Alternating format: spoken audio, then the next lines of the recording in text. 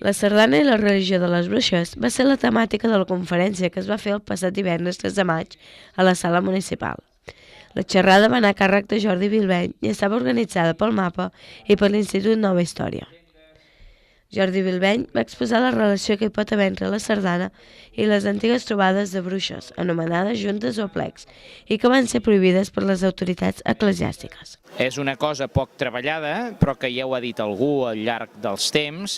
especialment perquè ho veiem quan algunes bruixes en els processos inquisitorials fan les seves declaracions, alguns casos sota tortura i d'altres no, ja expliquen que en els aplecs o aquelarres allà hi ha el dimoni, mengen,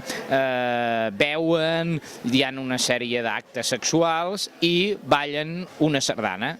De vegades es diu sardana, de vegades es diu ball rodó,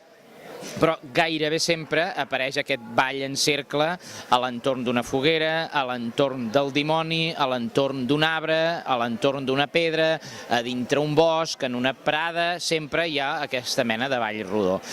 I a més, això se diu en l'aspecte, això que dic en l'aspecte llegendari, se diu també en l'aspecte històric perquè també tenim interdiccions i prohibicions de bisbes sobre la sardana, prohibint que es balli la sardana en certs llocs i a certes hores. Per tant, si fem una mena de còctel de les prohibicions dels bisbes, del que diuen els aquelarres i les llegendes, doncs arribem també a una conclusió diferent de la que normalment es té sobre els orígens de la sardana.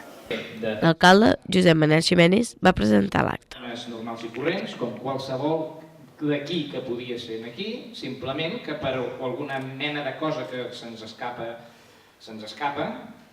que pot ser voluntat de poder d'un partit polític determinat, d'una religió concreta, doncs necessiten poder i el poder es té exercint condemnes.